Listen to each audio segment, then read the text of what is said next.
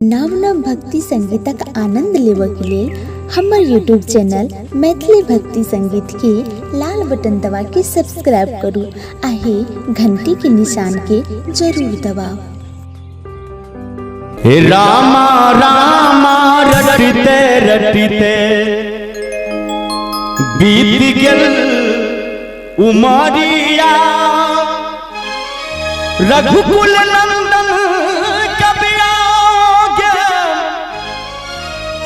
भीलन की डगारिया रामा रामा रटते रटते बीत गेल उमरिया रामा रामा रटते रटते बीत गेल उमरिया रघुकुल नंदन कबिया रघुकुल नंदन कबिया भीलन की दुआरिया रामा रामा रटते रटते बीत गेल उमरिया रामा रामा रटते रटते।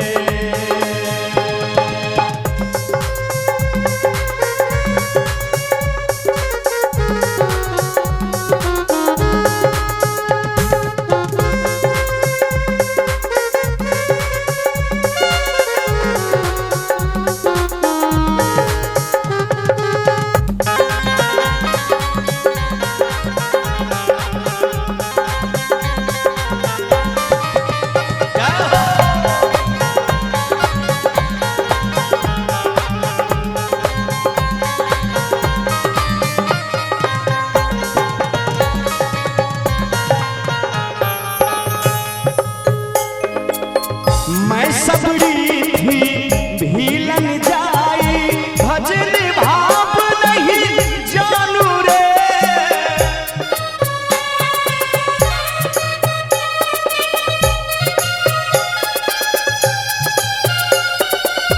मैं सबड़ी थी भीलन जाती भजन भाव नहीं जानू रे राम तुम्हारे दर्शन के हित मन में जीवन पालू रे शरण कमल से निर्मल कर दो शरण कमल से निर्मल कर दो दास के झुमरिया रामा रामा रटते रटते बीत गेल उमरिया रामा रामा रटते रटते बीत गेल उमरिया रामा रामा रटते रटते।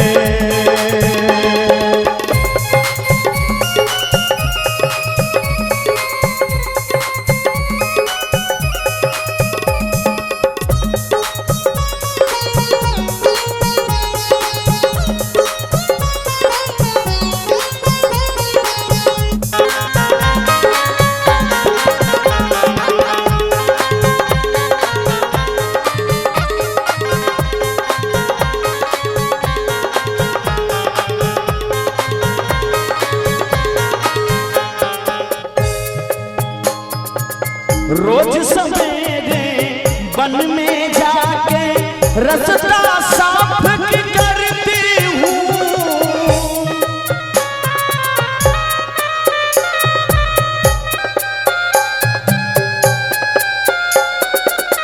अपने प्रभु के खातिर वन से चुन चुन फल मैं लाती हूँ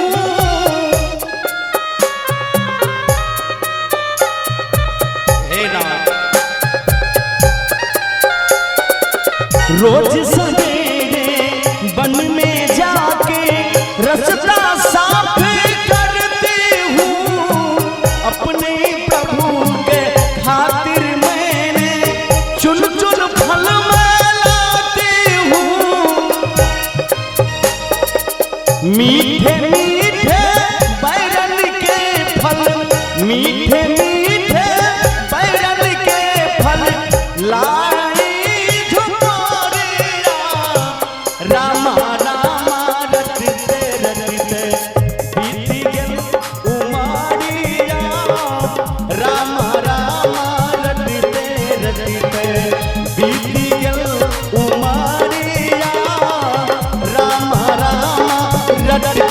रटते।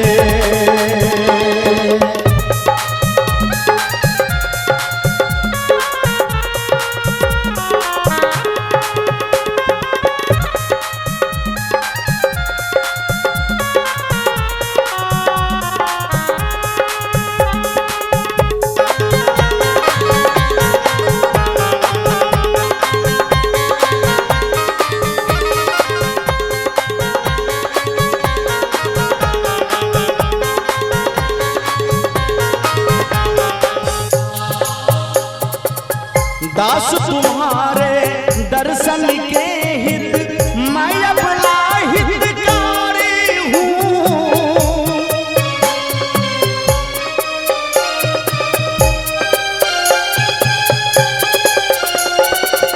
दर्शन बीने नैना तर से दिल के बड़े दुखियारी हूँ।